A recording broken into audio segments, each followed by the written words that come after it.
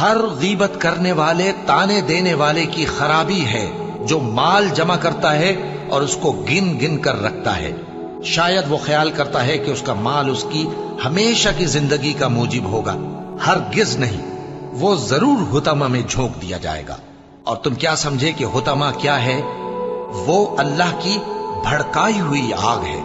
جو دلوں تک جا پہنچے گی، بے شک وہ اس میں بند کر دیے جائیں گے، یعنی آگ کے لمبے لمبے ستونوں میں۔ ابو لہب کے ہاتھ ٹوٹ گئے اور وہ خود ہلاک ہو گیا، نہ تو اس کا مال ہی اس کے کچھ کام آیا اور نہ وہ جو اس نے کمایا، کہ انسان اپنے پروردگار کا بڑا ناشکرا ہے، اور وہ اس بات سے آگاہ بھی ہے، اور بے شک وہ مال سے بہت محبت کرنے والا ہے۔ کیا وہ اس وقت کو نہیں جانتا کہ جب مردے قبروں میں سے باہر نکال لیے جائیں گے اور جو بھید دلوں میں ہیں وہ ظاہر کر دیے جائیں گے، بے شک ان کا پروردگار اس روز ان سے خوب واقف ہوگا۔ سو جس نے اللہ کے رستے میں مال دیا اور پرہیزگاری کی اور بہترین بات یعنی کلمہ توحید کو سچ جانا، تو اس کو ہم آسان طریقے کی توفیق دیں گے، اور جس نے بخل کیا اور بے پرواہ بنا رہا اور بہترین بات کو جھوٹ سمجھا، تو ہم اسے رفتہ رفتہ سختی میں پہنچا دیں گے،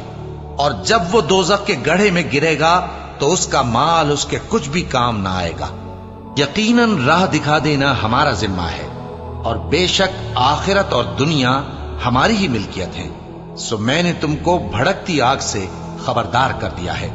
اس میں وہی داخل ہوگا جو بڑا بدبخت ہے، جس نے جھٹلایا اور منہ پھیرا،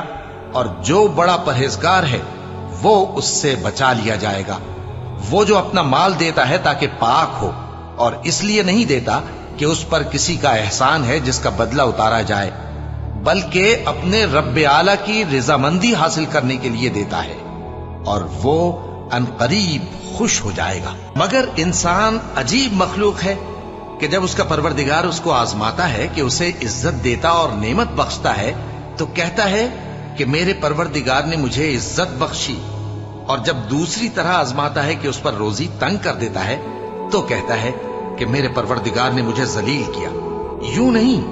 بلکہ تم لوگ یتیم کی خاطر نہیں کرتے اور نہ مسکین کو کھانا کھلانے کی ترغیب دیتے ہو، اور میراث کے مال کو سمیٹ کر کھا جاتے ہو، اور مال کو بہت ہی عزیز رکھتے ہو۔ مجھے اس شخص سے سمجھ لینے دو جس کو میں نے اکیلا پیدا کیا، اور میں نے اس کو بہت سا مال دیا اور ہر وقت حاضر رہنے والے بیٹے دیے، اور اس کو ہر طرح کے سامان میں وسعت دی، پھر بھی لالچ رکھتا ہے کہ میں اسے اور زیادہ دوں۔ ایسا ہرگز نہیں ہوگا، یہ ہماری آیتوں کا بڑا مخالف رہا ہے۔ میں اسے ایک بڑی چڑھائی چڑھاؤں گا، اس نے غور و فکر کیا اور ایک بات ٹھہرا لی، یہ مارا جائے، اس نے کیسی تجویز کی، پھر یہ مارا جائے، اس نے یہ کیسی تجویز کی، پھر اس نے نگاہ کی، پھر تیوری چڑھائی اور منہ بگاڑا، پھر پیٹ پھیر کر چلا اور تکبر کیا، پھر کہنے لگا یہ تو جادو ہے جو پہلے لوگوں سے برابر ہوتا آیا ہے، پھر بولا یہ اللہ کا کلام نہیں بلکہ بشر کا کلام ہے، میں عنقریب اس کو سقر میں داخل کروں گا۔ اور تم کیا سمجھے کہ سقر کیا ہے؟ وہ ایسی آگ ہے کہ نہ باقی رکھے گی اور نہ چھوڑے گی، اور بدن کو جھلس کر سیاہ کر دے گی، اس پر 19 داروغہ ہیں۔ جب لوگوں نے نہ مانا تو نوح نے اللہ سے عرض کی کہ پروردگار، میں اپنی قوم کو رات دن بلاتا رہا، لیکن میرے بلانے سے وہ اور زیادہ گریز کرتے رہے۔ جب میں نے ان کو بلایا کہ توبہ کریں اور تو ان کو معاف فرمائے، تو انہوں نے اپنے کانوں میں انگلیاں دے لی اور اپنے اوپر کپڑے اوڑھ لیے اور اڑ گئے اور خوب تکبر کرنے لگے۔ پھر میں ان کو بلند آواز سے بھی بلاتا رہا، پھر علانیہ بھی اور رازداری سے بھی سمجھاتا رہا۔ پھر میں نے کہا کہ اپنے پروردگار سے معافی مانگو کہ وہ بڑا معاف کرنے والا ہے، وہ تم پر آسمان سے موسلا دھار میں برسائے گا اور تمہارے مال اور بیٹوں میں اضافہ کرے گا اور تمہیں باغ عطا کرے گا اور ان میں تمہارے لیے نہریں بہا دے گا۔ تم کو کیا ہوا ہے کہ تم اللہ کی عظمت کا اعتقاد نہیں رکھتے، حالانکہ اس نے تم کو طرح طرح کی حالتوں میں پیدا کیا ہے؟ کیا تم نے نہیں دیکھا کہ اللہ نے 7 آسمان کیسے اوپر تلے بنائے ہیں، اور چاند کو ان میں روشن بنایا ہے اور سورج کو چراغ بنا دیا ہے؟ اور اللہ ہی نے تم کو زمین سے ایک خاص طرح سے پیدا کیا ہے، پھر اسی میں تمہیں وہ لوٹا دے گا اور اسی سے تم کو نکال کھڑا کرے گا۔ اور اللہ ہی نے زمین کو تمہارے لیے فرش بنایا تاکہ اس کے بڑے بڑے کشادہ رستوں میں چلو پھرو۔ آخر میں نوح نے عرض کی کہ میرے پروردگار، یہ لوگ میرے کہنے پر نہیں چلے اور ایسوں کے تابع ہوئے ہیں جن کو ان کے مال اور اولاد نے نقصان کے سوا کچھ فائدہ نہ دیا، اور وہ بڑی بڑی چالیں چلے اور کہنے لگے کہ اپنے معبودوں کو ہرگز نہ چھوڑنا، اور ود اور سوا اور یغوث اور یعوق اور نصر کو کبھی نہ چھوڑنا، اور اے پروردگار انہوں نے بہت لوگوں کو گمراہ کر دیا ہے، اور تو ان ظالموں کو اور زیادہ گمراہ کر دے۔ آخر وہ اپنے گناہوں کے سبب پہلے غرقاب کر دیے گئے، پھر آگ میں ڈال دیے گئے، تو انہوں نے اللہ کے سوا کسی کو اپنا مددگار نہ پایا۔ اور جس کا نامہ اعمال اس کے بائیں ہاتھ میں دیا جائے گا تو وہ کہے گا، اے کاش مجھ کو میرا اعمال نامہ نہ دیا جاتا اور مجھے معلوم نہ ہوتا کہ میرا حساب کیا ہے۔ اے کاش موت میرا کام تمام کر چکی ہوتی، آج میرا مال میرے کچھ بھی کام نہ آیا، مجھ سے میرا اقتدار جاتا رہا۔ حکم ہوگا کہ اسے پکڑ لو، اب اسے طوق پہنا دو، پھر دوزخ کی آگ میں اسے جھونک دو، پھر زنجیر سے جس کی لمبائی 70 گز ہے جکڑ دو۔ یہ نہ تو اللہ عظمت والے پر ایمان لاتا تھا اور نہ فقیر کے کھانا کھلانے کی ترغیب دیتا تھا، سو آج اس کا بھی یہاں کوئی دوست نہیں اور نہ اس کے لیے کوئی کھانا ہے سوائے زخموں کے دھون کے، جس کو گناہگاروں کے سوا کوئی نہیں کھائے گا۔ تحقیق تمہارا پروردگار اس کو بھی خوب جانتا ہے جو اس کے رستے سے بھٹک گیا، اور ان کو بھی خوب جانتا ہے جو سیدھے رستے پر چل رہے ہیں۔ تو تم جھٹلانے والوں کا کہا نہ ماننا۔ یہ لوگ چاہتے ہیں کہ تم نرمی اختیار کرو تو یہ بھی نرم ہو جائیں، اور کسی ایسے شخص کے کہے میں نہ آ جانا جو بہت قسمیں کھانے والا ہے، ذلیل ہے، شرارت سے اشارے کرنے والا، لگائی بجھائی کرنے والا، مال دینے میں بڑا بخیل، حد سے بڑھا ہوا بدکار، سخت خو اور اس کے علاوہ بدذات ہے، اس سبب سے کہ مال اور بیٹے رکھتا ہے۔ جب اس کو ہماری آیتیں پڑھ کر سنائی جاتی ہیں تو کہتا ہے کہ یہ اگلے لوگوں کے افسانے ہیں، ہم ان قریب اس کی اونچی ناک پر داغ لگائیں گے۔ ہم نے ان لوگوں کی اسی طرح آزمائش کی ہے جس طرح باغ والوں کی آزمائش کی تھی، جب انہوں نے قسمیں کھا کھا کر کہا کہ صبح ہوتے ہوتے ہم اس کا میوہ توڑ لیں گے، اور انشاءاللہ نہ کہا، سو وہ ابھی سو ہی رہے تھے کہ تمہارے پروردگار کی طرف سے راتوں رات اس پر ایک آفت پھر گئی، تو وہ ایسا ہو گیا جیسے کٹی ہوئی کھیتی۔ پھر جب صبح ہوئی تو وہ لوگ ایک دوسرے کو پکارنے لگے کہ اگر تم کو کاٹنا ہے تو اپنی کھیتی پر سویرے ہی جا پہنچو، سو وہ چل پڑے اور آپس میں چپ کے کہتے جاتے تھے کہ آج وہاں تمہارے پاس کوئی فقیر نہ آنے پائے، اور کوشش کے ساتھ سویرے ہی جا پہنچے، گویا پیداوار پر قادر ہیں۔ پھر جب انہوں نے باغ کو دیکھا تو ویران، کہنے لگے کہ ہم رستہ بھول گئے ہیں، نہیں بلکہ ہم بے نصیب ہو گئے۔ ایک جو ان میں سمجھدار تھا بولا، کیا میں نے تم سے نہیں کہا تھا کہ تم تسبیح کیوں نہیں کرتے؟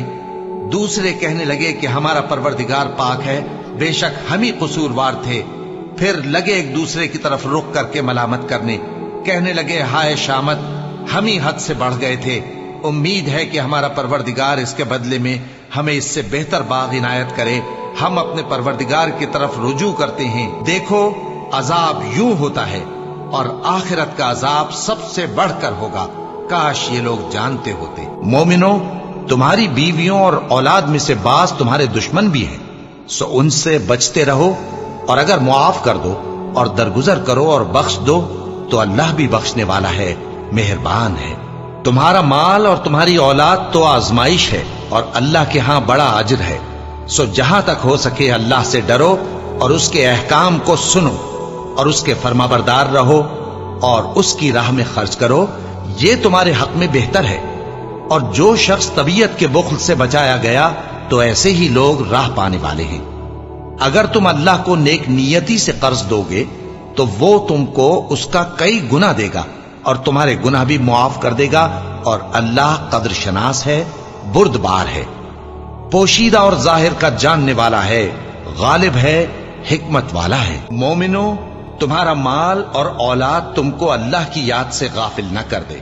اور جو ایسا کرے گا تو وہ لوگ خسارہ پانے والے ہیں۔ اور جو مال ہم نے تم کو دیا ہے اس میں سے اس وقت سے پیشتر خرچ کر لو کہ تم میں سے کسی کی موت آ جائے تو اس وقت کہنے لگے کہ اے میرے پروردگار، تو نے مجھے تھوڑی سی اور مہلت کیوں نہ دی تاکہ میں خیرات کر لیتا اور نیک لوگوں میں داخل ہو جاتا۔ اور جب کسی کی موت آ جاتی ہے تو اللہ اس کو ہرگز مہلت نہیں دیتا، اور جو کچھ تم کرتے ہو اللہ اس سے خبردار ہے۔ مومنو، میں تم کو ایسی تجارت بتاؤں جو تمہیں عذاب علیم سے نجات دے؟ وہ یہ کہ اللہ پر اور اس کے رسول صلی اللہ علیہ وآلہ وسلم پر ایمان لاؤ اور اللہ کی راہ میں اپنے مال اور جان سے جہاد کرو۔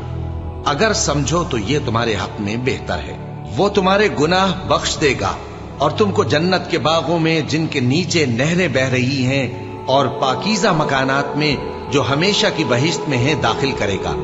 یہی بڑی کامیابی ہے۔ اور ایک اور چیز جس کو تم بہت چاہتے ہو، یعنی تمہیں اللہ کی طرف سے غلبہ نصیب ہوگا اور فتح ان قریب ہوگی، اور مومنوں کو اس کی خوشخبری سنا دو۔ اور اے مسلمانوں، جو مال اللہ نے اپنے پیغمبر کو ان لوگوں سے جنگ کے بغیر دلوایا ہے اس میں تمہارا کچھ حق نہیں، کیونکہ اس کے لیے نہ تم نے گھوڑے دوڑائے نہ اونٹ، لیکن اللہ اپنے پیغمبروں کو جن پر چاہتا ہے غالب کر دیتا ہے، اور اللہ ہر چیز پر قادر ہے۔ جو مال اللہ نے اپنے پیغمبر صلی اللہ علیہ وآلہ وسلم کو بستیوں والوں سے دلوایا ہے وہ اللہ کے اور پیغمبر کے قرابت والوں کے اور یتیموں کے اور حاجت مندوں کے اور مسافروں کے لیے ہے، تاکہ جو لوگ تم میں دولت مند ہیں انہی کے ہاتھوں میں نہ گردش کرتا رہے، اور جو چیز تم کو پیغمبر صلی اللہ علیہ وآلہ وسلم دیں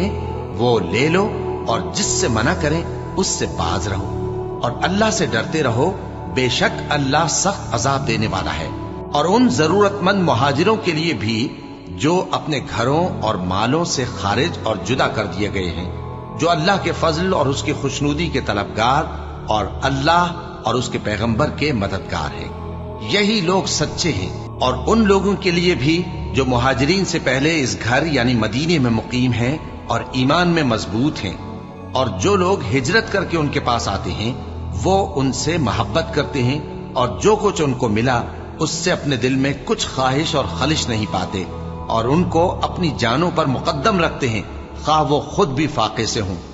اور جو شخص خود غرضی سے بچا لیا گیا تو ایسے ہی لوگ بامراد ہیں۔ اور ان کے لیے بھی جو ان مہاجرین کے بعد آئے اور دعا کرتے ہیں کہ اے پروردگار، ہمارے اور ہمارے بھائیوں کے جو ہم سے پہلے ایمان لائے ہیں گناہ معاف فرما، اور مومنوں کی طرف سے ہمارے دل میں کینہ و حسد نہ پیدا ہونے دے۔ اے ہمارے پروردگار، تو بڑا شفقت کرنے والا ہے، مہربان ہے۔ بھلا تم نے ان لوگوں کو نہیں دیکھا جو ایسے لوگوں سے دوستی کرتے ہیں جن پر اللہ کا غضب ہوا؟ وہ نہ تم میں ہے نہ ان میں، اور جان بوجھ کر جھوٹی باتوں پر قسمیں کھاتے ہیں۔ اللہ نے ان کے لیے سخت عذاب تیار کر رکھا ہے۔ یہ جو کچھ کرتے ہیں یقیناً برا ہے۔ انہوں نے اپنی قسموں کو ڈھال بنا لیا ہے اور لوگوں کو اللہ کے رستے سے روک دیا ہے، سو ان کے لیے ذلت کا عذاب ہے۔ اللہ کے عذاب کے سامنے نہ تو ان کا مال ہی کچھ کام آئے گا اور نہ اولاد ہی کچھ فائدہ دے گی۔ یہ لوگ اہل دوزخ ہیں، اس میں ہمیشہ جلتے رہیں گے۔ جس دن اللہ ان سب کو جلا اٹھائے گا تو جس طرح تمہارے سامنے قسمیں کھاتے ہیں اسی طرح اس کے سامنے بھی قسمیں کھائیں گے، اور خیال کریں گے کہ ایسا کرنے سے کام چل جائے گا۔ سنو، یہی تو ہیں جھوٹے۔ شیطان نے ان کو قابو میں کر لیا ہے اور اللہ کی یاد ان کو بھلا دی ہے۔ یہ لوگ شیطان کا ٹولہ ہیں، اور سن رکھو